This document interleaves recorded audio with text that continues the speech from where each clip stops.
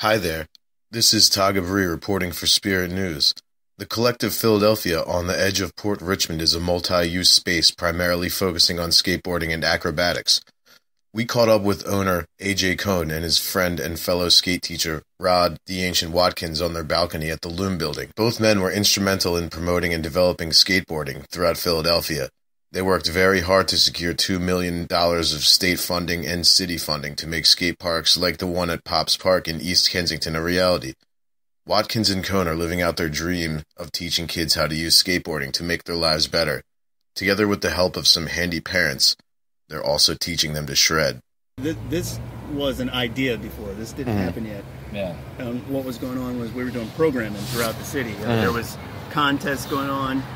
When this idea of the collective came about, it was right in line with what we were doing. So we just incorporated that into it. Awesome. Kind of like, let's get my guys behind it.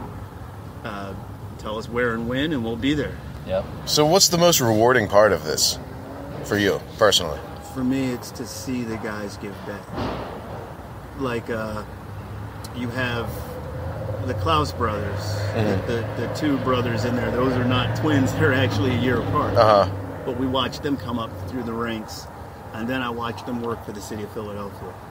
So for me, that was rewarding. And they're from Kensington too, so they're not from they're right around from Pop's playground area. Those two, they came up there, and because they didn't want us to build the park there, and it was like, they were all against it. And then when we basically raised like $20,000, all right, between a Tony Hawk grant, and then there's a few other shops that got involved, and a few other people got involved, and then the neighborhood basically came out and built that park, spearheaded by Jesse. But everybody else, there's a lot of people who put a lot of work in there. And then we put in the programming element in it because we were we were talking, me and Rod were talking, we're like, yo, if this goes in there, we got to make sure that these kids know how to act and that this is their park and this is theirs to make or to break. So we got to make sure that their heads are on right and that they don't, that they can make something more out of this. And what came out of it is we did Pops, and within a year we saw one of the police officers walking by and he's just smiling, shaking his head. I'm like, well, what's going on with you today? And he's like, nah, he's like, don't get me wrong, he's like, this has been a godsend. He's like, since this has been here, he goes, we did a survey or a study. He said petty crime in this neighborhood has gone down 87% because of this park being here. And he said, I've had some of these kids in the back of my car, and I've had almost all of their parents in the back of my car at one time or another. Right. And he's like, the fact that it's here and it's a safe place, that the older guys are looking out for the younger guys, and that you guys are doing these programs for these kids. He's like, it's making the difference, and it's meaning the world to these kids. You know what I mean? And it's giving them an opportunity to see beyond what's right out front of their door that they see every day. It's funny that you asked the question because it made me think about what was the reward, because I never looked at it like I should be rewarded for this. It was kind of like I knew how hard it was for us when we would go downtown and skate. We'd get chased out of this, chased out of that. Yeah. The weirdest thing was you'd run into one cop, he would chase you into Love Park. You'd go to Love Park, another cop would chase you out of it. Yeah. So we didn't really know where to go or what to do. Right.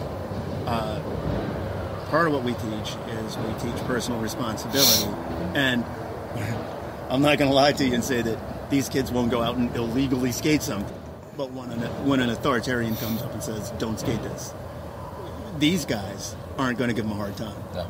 They're We respectful. even had one of the moms go with them, and she got busted with them, and they were just, sorry, we're going to go, and that was it. Yeah. We're trying to set these guys for a course that they can use skateboarding in their entire lives, and if they progress on to becoming top pros, which we've had a couple guys come up who are riding street league right now. Some of the guys that we mentored, some of the guys that we taught, they're some of the top guys now, but they're doing it professionally, and they're taking care of they're taking care of their families, they're taking care of their person, as well as they're starting to give back.